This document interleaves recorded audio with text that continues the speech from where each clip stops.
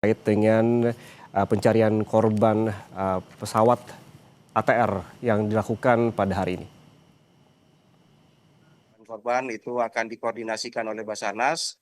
Saya hanya mengharapkan doanya dari masyarakat agar apa yang kita lakukan, apa yang kita kerjakan saat ini mendapatkan hasil yang terbaik sehingga bisa memberikan ketenangan kepada para keluarga dari para korban.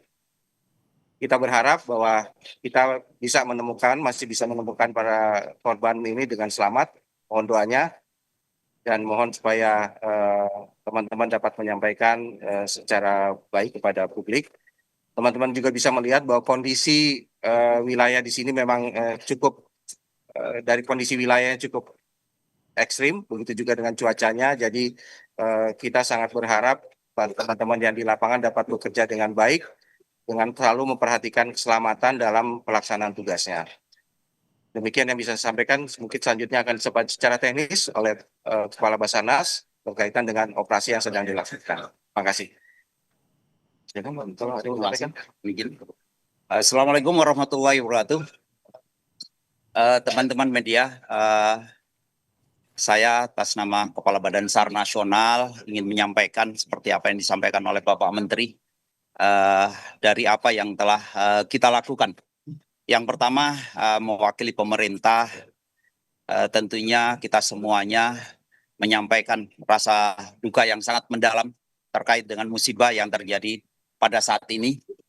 Kemudian saya sampaikan kepada teman-teman dan juga teman-teman sudah monitor bahwa alhamdulillah kurang dari 24 jam tim SAR gabungan telah menemukan lokasi accident dari pesawat ATR 42500. Kemudian dari operasi yang telah kita laksanakan, kita sama-sama menyaksikan bahwa hambatan-hambatan yang kita hadapi yang pasti dari cuaca, kemudian dari kondisi medan. Sehingga operasi yang diikuti lebih dari 1.200 personil ini memang kita fokuskan untuk melaksanakan, menemukan dan juga evakuasi terhadap korban. Dalam kurun waktu golden time ini kita mengharapkan ada keajaiban dan juga tim SAR mampu menemukan seluruh korban. Karena kami yakini bahwa kepastian itu hanya milik Tuhan. Selama kita belum benar-benar menemukan, kita pasti akan mengejar dalam kurun waktu yang ada. Beberapa pesawat memang telah kita temukan dan tentunya ini nanti akan kita serahkan dari KNKT nanti yang akan mendeklar ini bagian apa dan fungsinya apa, itu menjadi bahan. Namun fokus kita adalah pencarian terhadap korban. Dari tim di lapangan memang telah menemukan korban. Namun karena kondisi cuaca dan kondisi medan yang ada, evakuasi ini belum bisa kita sampai di mana rumah sakit yang sudah ditunjuk oleh Polri sebagai tim DVI. Jadi itu yang ingin saya sampaikan. Mohon doanya, dukungan dari seluruh masyarakat bahwa tim akan berupaya semaksimal mungkin. Prioritas yang kita laksanakan adalah SAR menggunakan sarana udara karena jarak tempuh dari lokasi menuju ke bandara sangat dekat. Namun karena cuaca sehingga pesawat tidak maksimal untuk kita operasikan. Bahkan kita juga akan memperkuat, menambah kekuatan unsur udara. Saat ini yang telah beroperasi pagi kita memanfaatkan pesawat Boeing untuk melaksanakan air surveillance, kemudian ditindaklanjuti dengan pesawat helikopter untuk menurunkan rescuer yang memang memiliki kemampuan. Kemudian dari Bapak Kapolda juga sudah berkoordinasi akan memperkuat kekuatan helikopter, dan dari Basarnas juga akan merapatkan pesawat yang dari Surabaya untuk memperkuat di sini.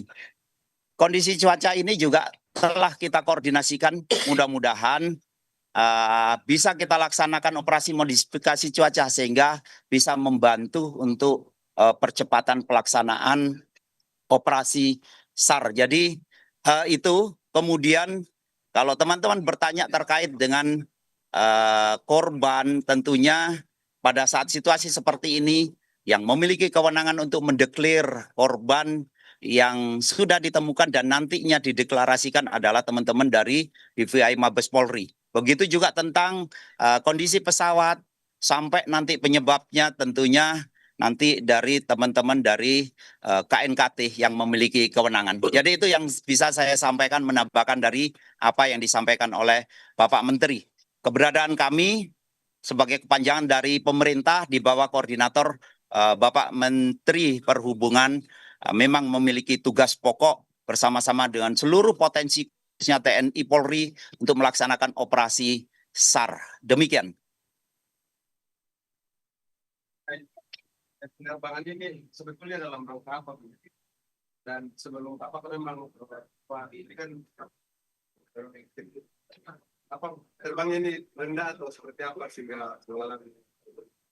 Saya akan menjawab, penerbangan ini adalah penerbangan surveillance, merupakan salah satu tugas dari Kementerian Kelautan dan Perikanan.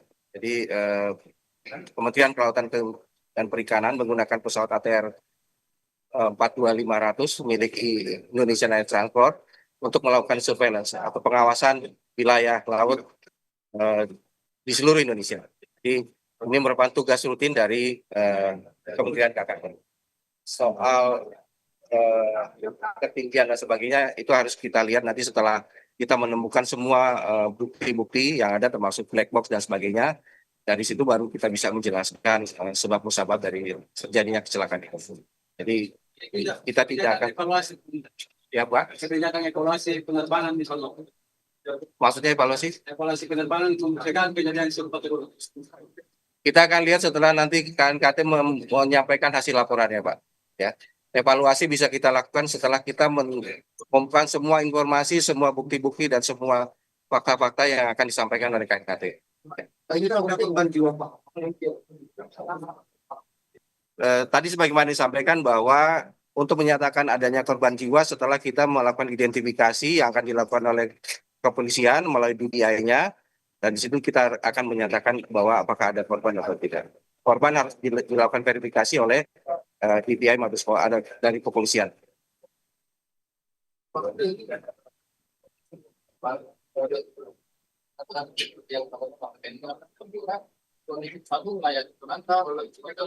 Kalau layak terbang ya, kalau layak terbang. Karena setiap pesawat yang dioperasikan syarat utamanya adalah harus layak terbang.